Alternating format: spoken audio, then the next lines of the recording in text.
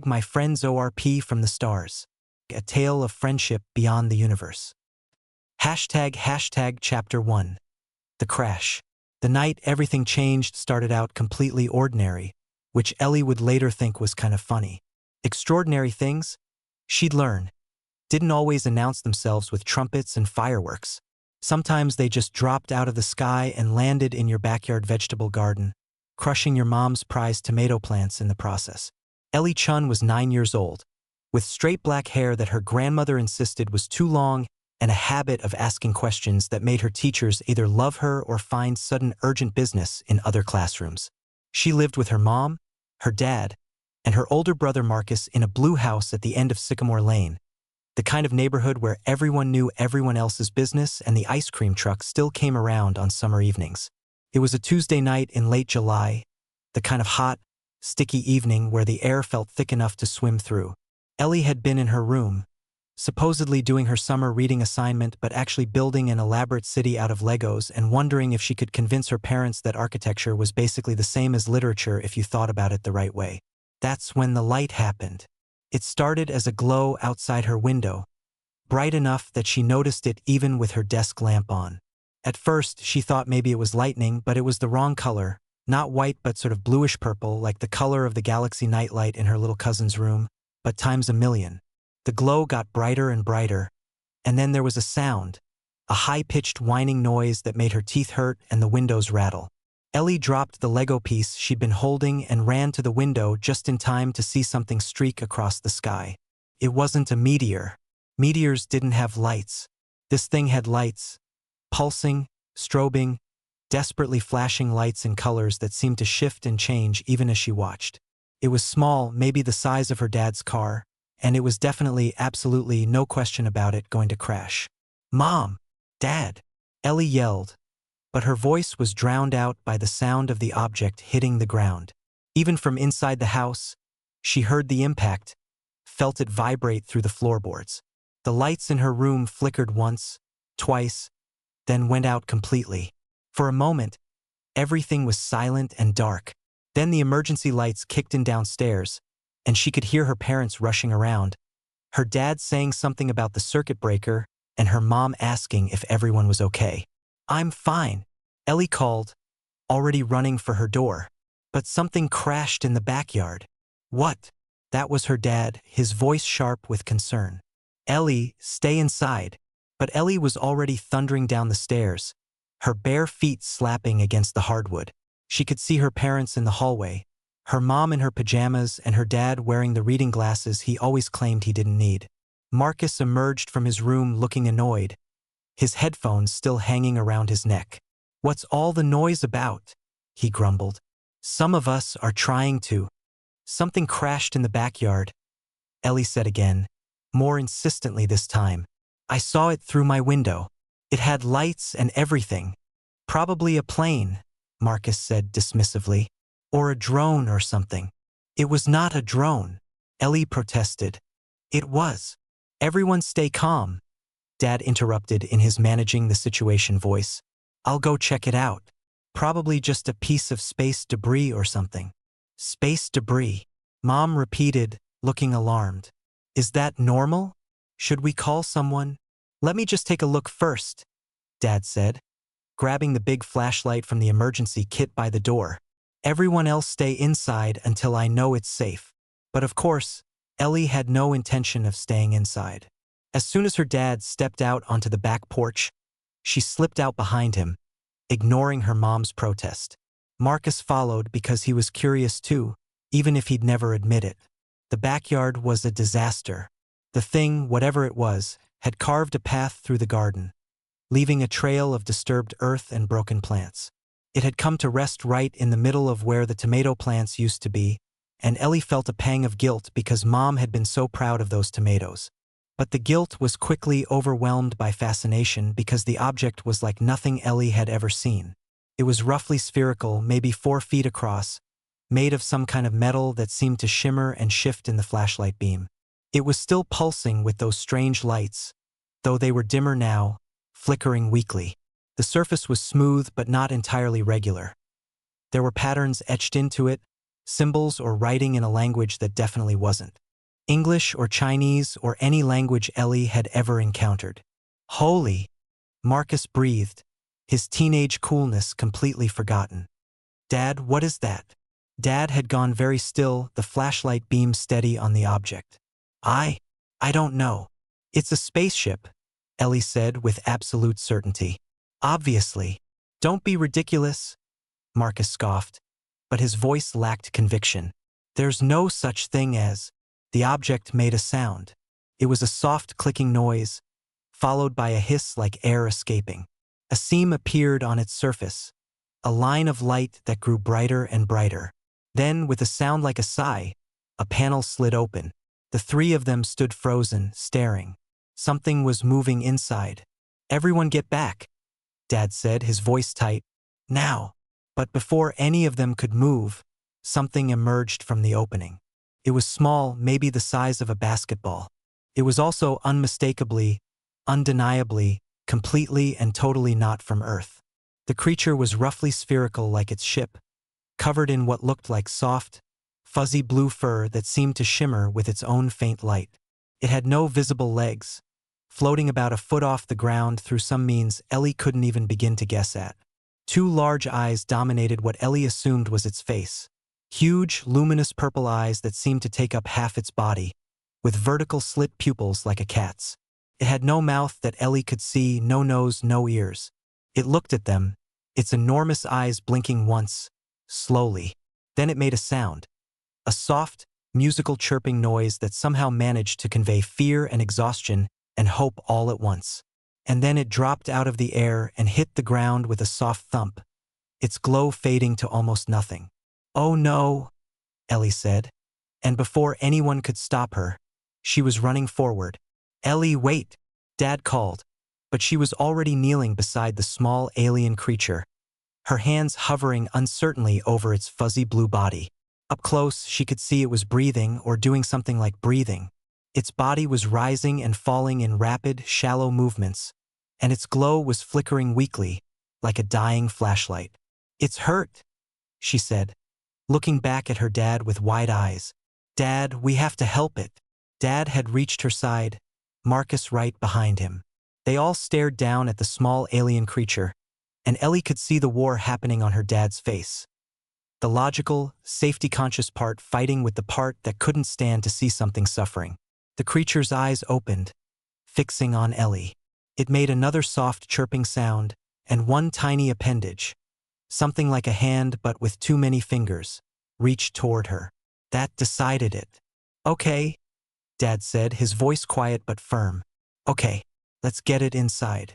Carefully, Marcus grabbed that box from the garage, the one we use for moving delicate stuff. "Ellie, you keep talking to it. Let it know we're trying to help." "How do I talk to an alien?" Ellie asked, even as she was already reaching out to gently touch the creature's fuzzy surface. It was warm, she discovered, and soft like velvet. "The same way you'd talk to any scared creature," Dad said. "Gently." So Ellie did. "Hey there," she said softly, keeping her voice low and calm the way she did when she talked to nervous dogs at the park. "It's okay. You crashed, but you're safe now. We're going to help you, okay? We're not going to hurt you." The creature's glow strengthened just a little, and it made another chirping sound, different from the first. Was that a response? Marcus returned with the box, and together they carefully lifted the alien creature and placed it on the soft, moving blankets inside. It weighed almost nothing, like picking up a pillow full of air. The creature's eyes stayed fixed on Ellie the whole time, those huge purple eyes seeming to see right through her. Mom was waiting by the back door, her hand over her mouth. Is that really?" "Yeah," Marcus said, his voice hushed with awe. "Yeah, I think it is." They brought the box inside and set it on the kitchen table. Under the bright overhead lights, the alien creature looked even more impossible, even more otherworldly. Its blue fur sparkled faintly, and now that Ellie looked closer, she could see patterns in the fur, swirls and spirals that seemed to shift and change. "We need to call someone," Mom said, though she didn't sound entirely sure. "The government? NASA? Someone must handle situations like this. And tell them what? Dad countered. That we have an injured alien in our kitchen? They'd either think we're crazy or they'd take it away, and we'd never know what happened to it. We can't just keep an alien in our house. Mom protested, but she was already moving around the kitchen, looking for things that might help. Water? Food? Did aliens eat food? The creature made another sound, more urgent this time. Its glow was getting weaker again, fading, in and out like a distress signal. I think it's trying to communicate, Ellie said, leaning closer. But we don't understand. As if in response, the creature's eyes suddenly flared bright purple, and Ellie felt something strange in her head. Not exactly a voice, but more like a feeling, an emotion, a sense of meaning without words. Asterisk help. Home. Lost. Scared. Asterisk. Ellie gasped. Did anyone else feel that? The others were shaking their heads, looking confused. Whatever the alien was doing, it was only reaching Ellie. She reached out and gently touched the creature's fuzzy surface again. I felt you, she said softly. You're lost and you want to go home, right? The creature's glow brightened, and that feeling came again, stronger this time. Asterisk yes. Home. Sky. Stars. Please. Asterisk. We'll help you, Ellie promised. Even though she had no idea how they could possibly help an alien get home. We'll figure it out. But first, we need to make sure you're okay. Are you hurt? More feelings flooded her mind. Pain, weakness, something that felt like emptiness or hunger, but not for food. Energy? Did the creature need energy? I think its ship was damaged, Ellie said, looking at her family. And I think it needs, I don't know, power? Energy? To heal and to call for help or something. Dad was staring at her. How do you know all this? I can feel it, Ellie said simply. When I touch it, I can feel what it's feeling. Can't you? They all tried, but none of them could sense what Ellie could. Whatever connection the alien had formed, it had formed it with her specifically.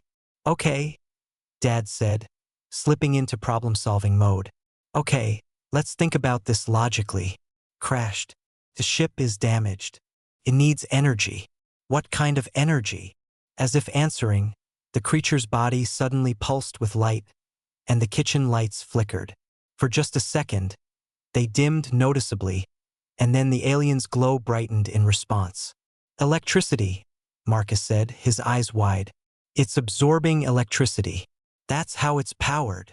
Dad was already moving, his engineer brain clicking into gear. If it can absorb electrical energy, then maybe we can help it charge. We just need to be careful not to give it too much at once. Marcus, go grab my multimeter from the garage. And the extension cords. The heavy-duty ones. While Marcus ran to get the supplies, Mom brought a glass of water and set it near the alien, just in case. The creature's eyes followed her movements, curious and wary at once. Ellie kept her hand on the alien's fuzzy surface, maintaining that strange connection. More feelings flowed through it. Gratitude, wonder, lingering fear, and underneath it all, a deep, aching loneliness. You're far from home, aren't you? Ellie said softly. Really, really far. The feeling that came back was so intense it almost hurt.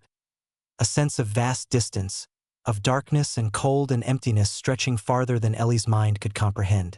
This creature had traveled across space, across distances that made the miles to her grandparents' house in California seem like nothing at all. How did you end up here? She asked. Images flooded her mind, though they were hazy and unclear. A ship, larger than the one outside, much larger.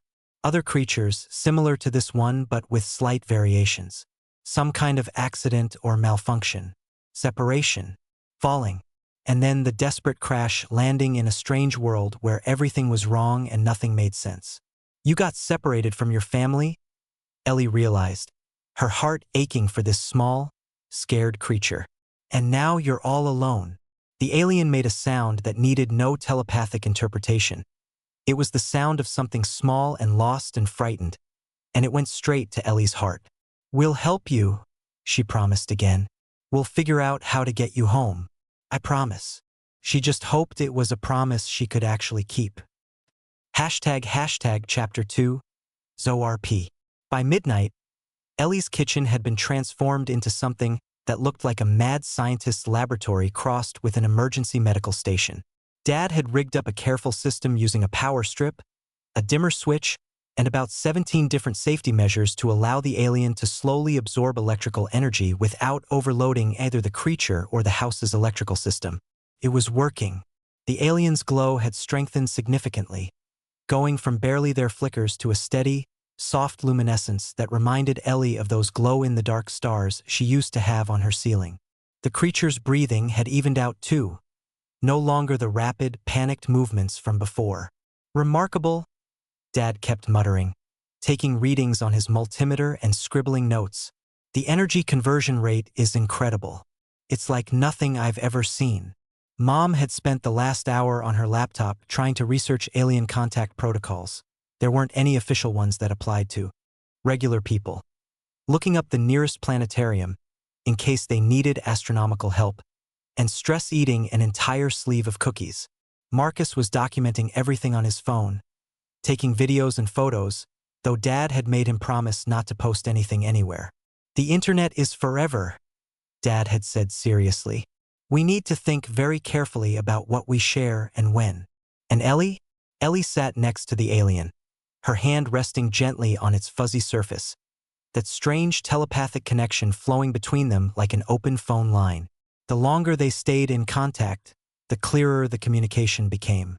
The alien had a name or something like a name, a burst of feeling and sound and color that translated roughly to small one who asks many questions. Which actually made Ellie laugh because that described her pretty well too.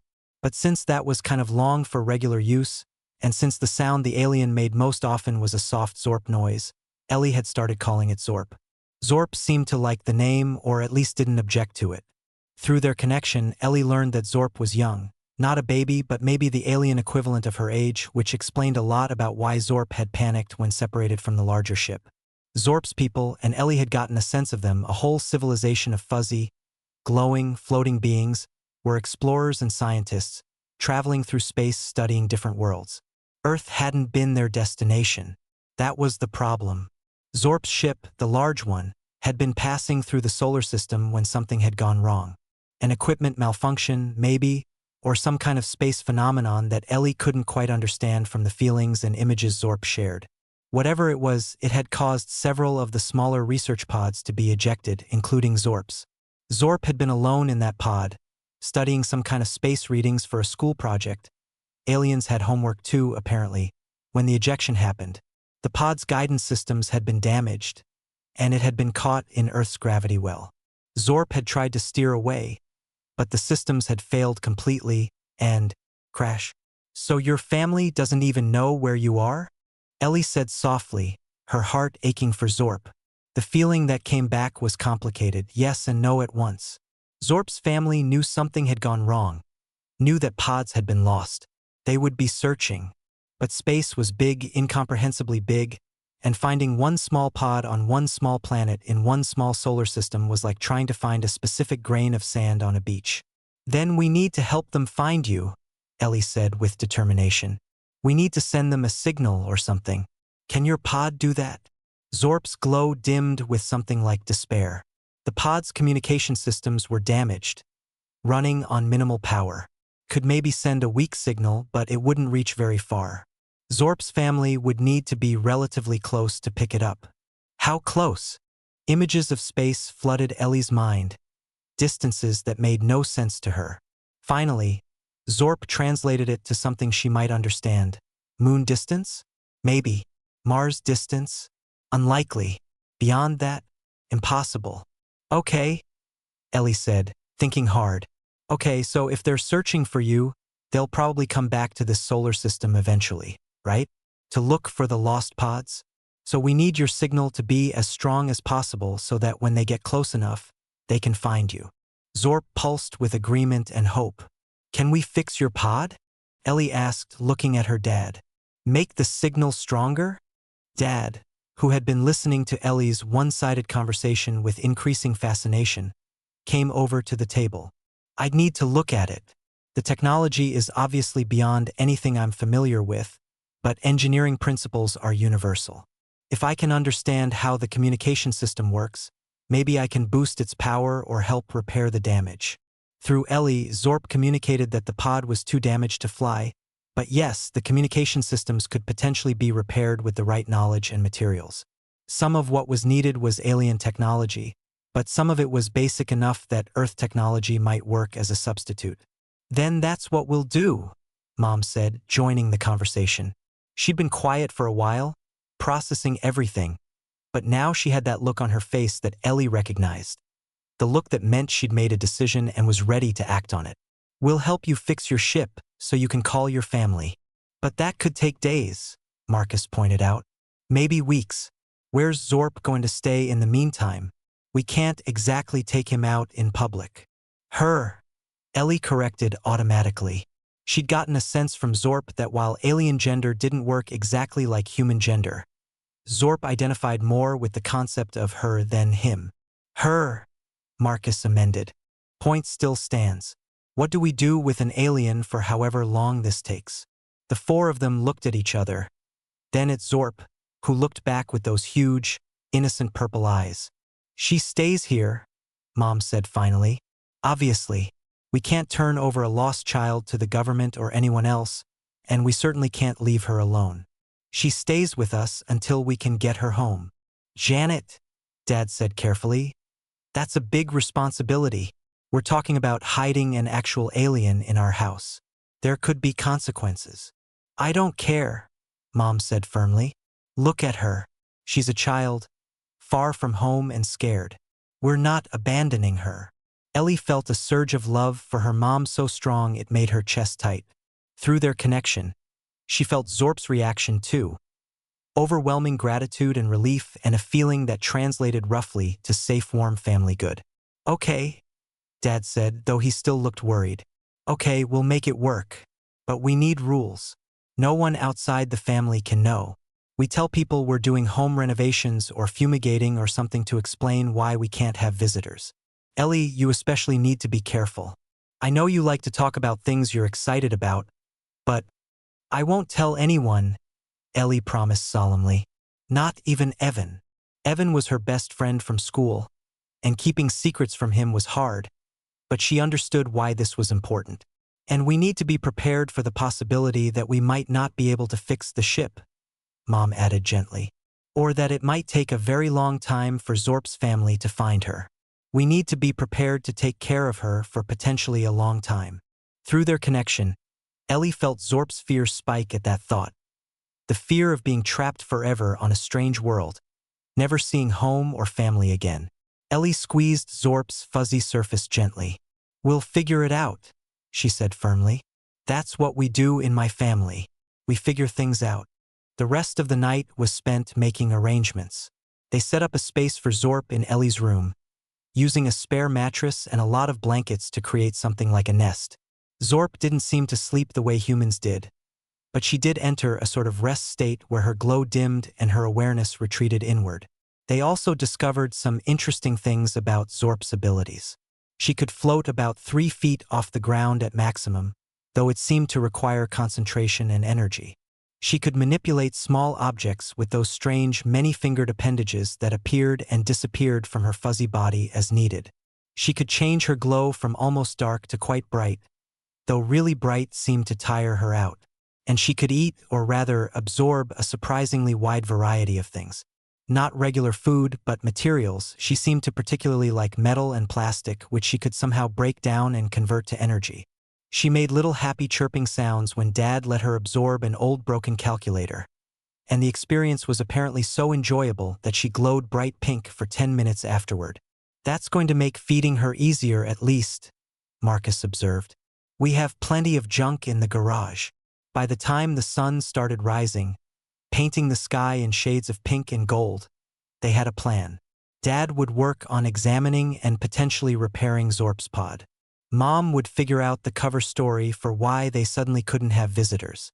Marcus would help document everything and assist with research. And Ellie would be Zorp's primary companion and translator, using their telepathic connection to communicate. It wasn't a perfect plan, There were about a million things that could go wrong. But it was a start. Ellie lay in her bed, exhausted but too excited to really sleep, with Zorp floating nearby in her makeshift nest. The early morning light filtered through the curtains, making Zorp's blue fur shimmer like the surface of a lake. "Are you scared?" Ellie asked softly. Feelings flowed back. Yes, scared, but also hopeful, safe, grateful. Ellie and her family had taken this terrifying situation and made it manageable. Zorp wasn't alone anymore. "My mom says that being brave doesn't mean you're not scared," Ellie said. "It means you do what needs to be done even when you are scared. You were brave, Zorp. You survived the crash and held on until we found you." Zorp's glow pulsed warmly. Through their connection, Ellie felt a question. "You brave too?" "I guess we'll find out," Ellie said with a smile. "We've got an alien to get home. That's got to take some bravery, right?" Together, Zorp communicated. "Brave together." "Together," Ellie agreed. "That's what friends do." "Friends," Zorp repeated, testing the concept.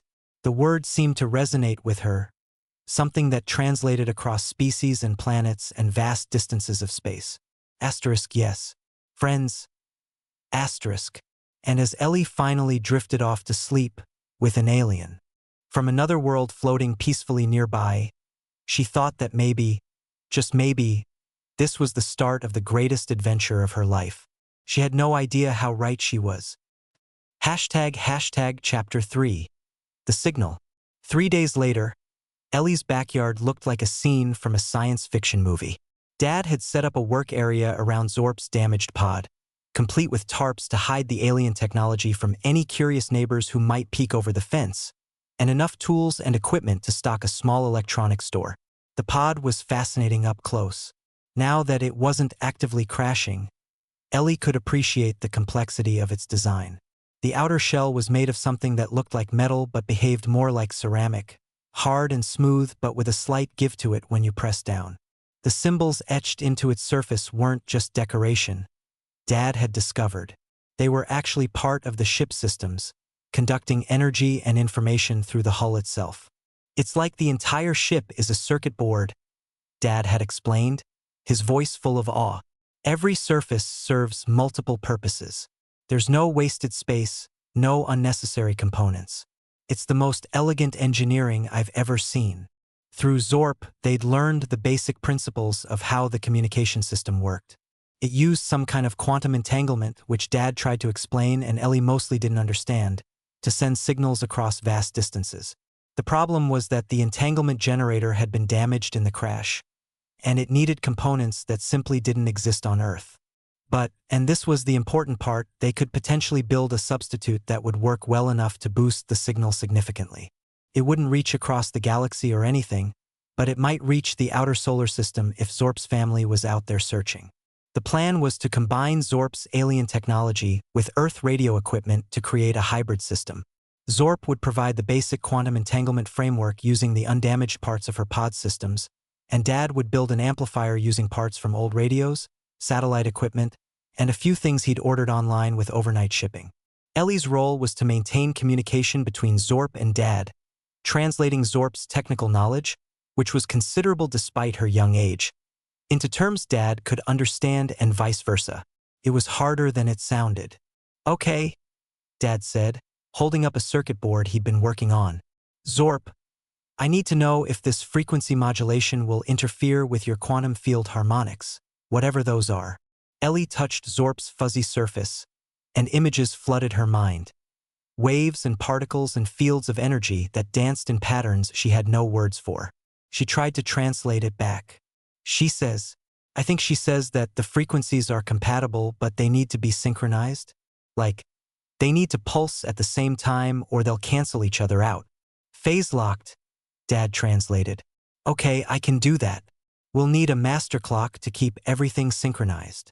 More images from Zorp, these ones simpler. A device like a tuning fork but for electromagnetic waves. She says her pod has something that can work as the clock.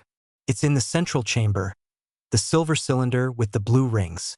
Dad carefully opened that section of the pod and extracted the device. It was beautiful, a crystalline cylinder that pulsed with internal light, perfectly regular, never varying. When he connected his oscilloscope to it, his eyes widened. That's perfect. Absolutely perfect. No variation at all. This thing is more accurate than an atomic clock. They worked like that for hours, Ellie translating, Dad building, Zorp providing guidance and occasionally absorbing some metal or plastic to keep her energy up. Marcus helped too, fetching tools and components, holding things steady while Dad soldered, and filming the process for what he said was historical documentation, but Ellie suspected was just because he thought it was cool. Mom brought lunch and snacks and occasionally reminded them that staying hydrated was important, even during alien spacecraft repair sessions. By late afternoon, they had something that looked like it might possibly work. A bizarre hybrid of alien crystals and Earth electronics, all wired together in a way that made the whole thing look like it might explode at any moment. Okay, Dad said, wiping sweat from his forehead. Moment of truth. Zorp, you'll need to power this with your own energy. I've calculated that it should be safe, but if you feel anything wrong, overheating, pain, anything, you disconnect immediately. Understood. Through Ellie, Zorp agreed. She floated over to the device, extended several of those many-fingered appendages, and connected to the integration points Dad had built. For a moment, nothing happened. Then Zorp started to glow, brighter and brighter, her blue fur taking on an almost white luminescence. The hybrid device responded, its alien components lighting up in colors that had no names, its Earth components humming with power. A sound filled the air, high-pitched and musical, rising and falling in complex patterns. It wasn't like any sound Ellie had heard before. It seemed to come from everywhere and nowhere at once, vibrating in her bones and her teeth and the air itself. Dad's equipment was going crazy, meters swinging to maximum and beyond, readings that made no sense scrolling across displays. It's working, he breathed. The signal is broadcasting. Zorp, can you hear it? Can you sense it? Through their connection, Ellie felt Zorp's response. Yes, she could sense it. The signal was reaching out, spreading through space like ripples on a pond. It was calling out in Zorp's people's language, saying, "Here, I am here, please find me." They maintained the signal for 5 minutes, which was as long as Zorp could safely power it without depleting her own reserves too much. When they finally disconnected, Zorp floated to the ground, her glow dimmed but steady, exhausted but triumphant. Did it work? Ellie asked. Will your family hear it? The feelings that came back were uncertain. Maybe, if they were close enough, if they were listening, if the signal reached far enough.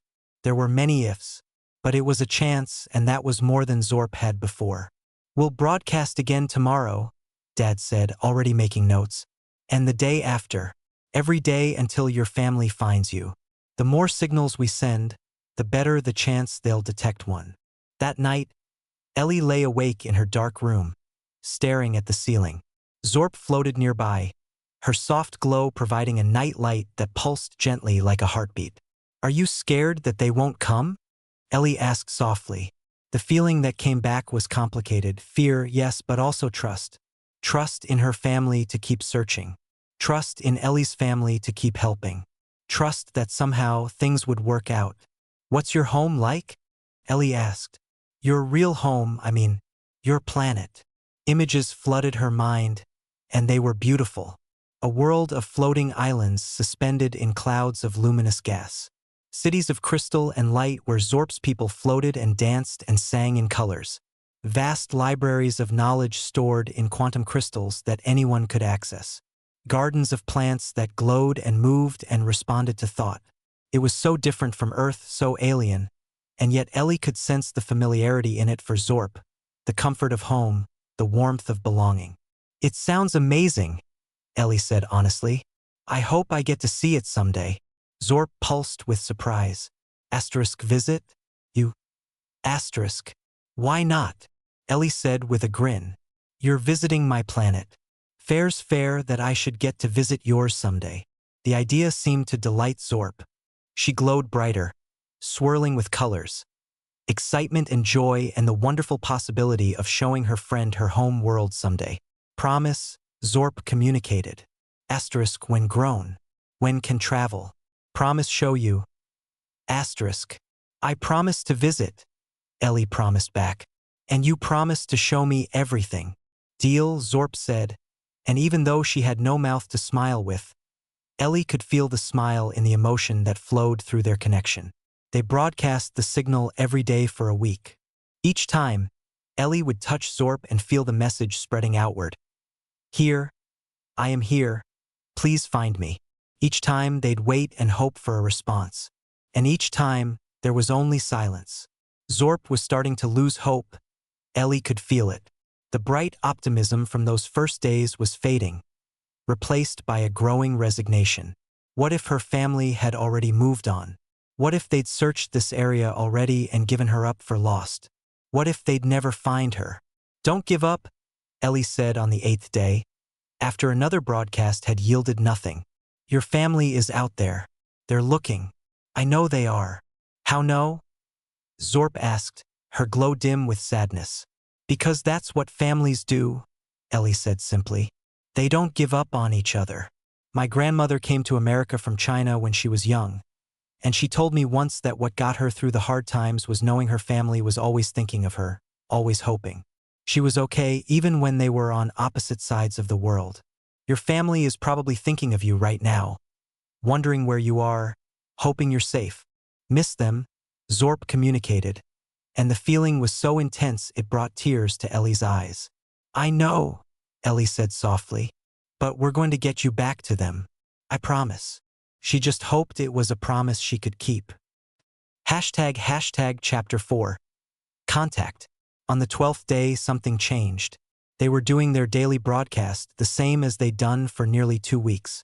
Zorp was connected to the hybrid device, glowing brightly, the strange harmonic signal filling the air. Ellie had her hand on Zorp's fuzzy surface, maintaining their connection, feeling the message spread outward into the vast darkness of space. And then, suddenly, she felt something different. It was like an echo, but not quite. More like a response, a ripple in the fabric of whatever quantum field Zorp was using, coming back from somewhere far away. It was faint, barely there, but it was definitely real. Wait, Ellie said urgently. Wait. I felt something. Dad, who had been monitoring the equipment, looked up sharply. What kind of something? Like an echo. Like something out there heard us and responded. Through their connection, Ellie felt Zorp's reaction. Hope flaring bright, followed immediately by intense concentration. Zorp was focusing all her attention on that faint signal, trying to sense more, trying to understand if it was real or just wishful thinking. Then Zorp's whole body lit up like a supernova, so bright that everyone had to shield their eyes. They're here, Ellie shouted, tears streaming down her face from both the brightness and the sheer intensity of emotion flooding through her connection with Zorp. They're in the solar system. They heard us. They're coming. The hybrid device was going crazy now, Dad's instruments registering things they weren't designed to register, readings that went off the scale. Through Zorp, a new signal was coming in, complex patterns of light and sound and meaning that Zorp understood perfectly and the rest of them could only wonder at. Mother, Zorp communicated to Ellie, her emotions overwhelming. Asterisk mother here. Coming. Fast. Asterisk. How long? Dad asked urgently. How long until they arrive?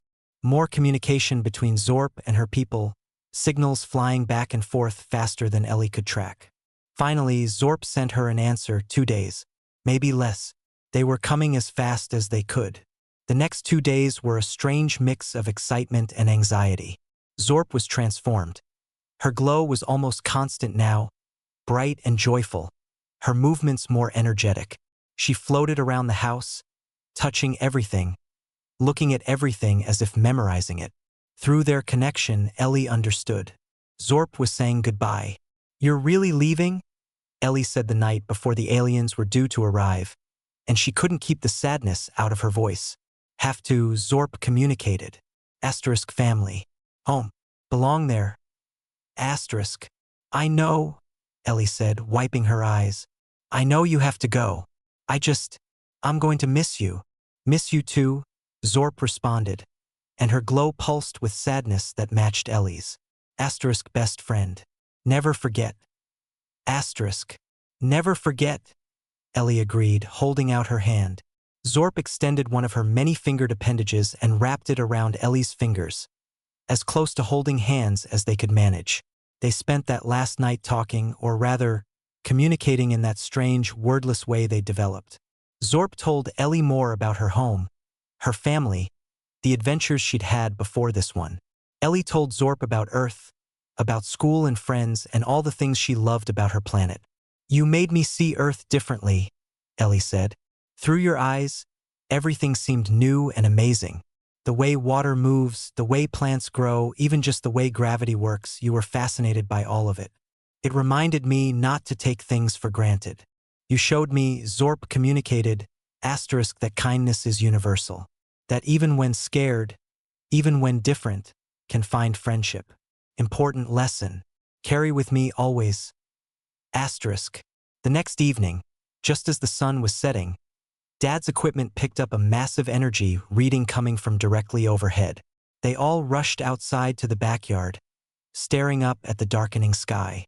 For a moment, there was nothing. Then the stars started to disappear.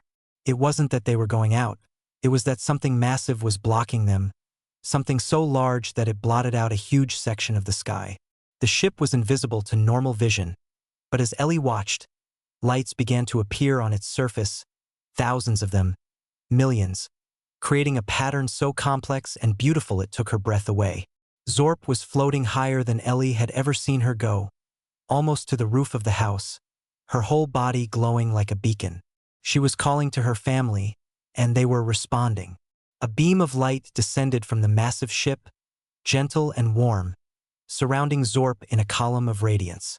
Other figures appeared in the light, more of Zorp's people, larger than her but with the same fuzzy blue appearance, the same luminous eyes.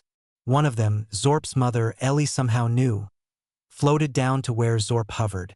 The two of them came together, touching, and even without the telepathic connection, Ellie could feel the love and relief radiating from them. Then Zorp was turning back, floating down to where Ellie stood.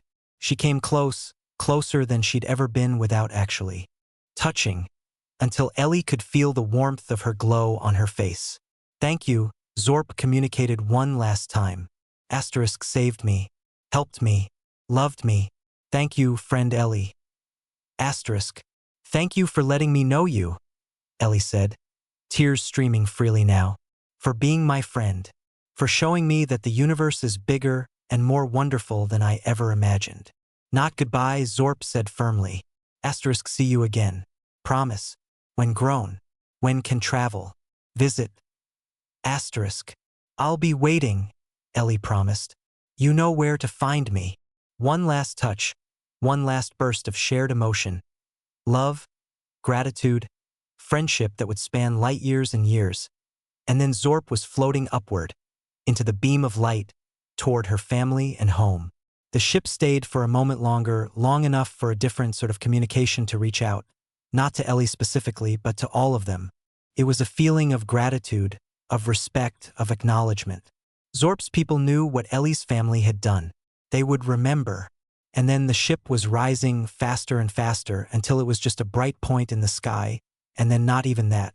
The stars reappeared, twinkling peacefully, giving no sign that anything extraordinary had just happened. Ellie's family stood in their backyard, staring up at the sky. Marcus had his arm around Ellie's shoulders. Mom and Dad were holding hands. None of them said anything for a long time. Finally, Mom spoke. Well, she said quietly, that was something. Yeah, Marcus agreed. That was definitely something. Dad just nodded, his eyes still on the stars. Ellie wiped her tears and smiled. She's going home. She's safe. Thanks to you, Dad said, pulling her into a hug. Thanks to all of us. We did a good thing.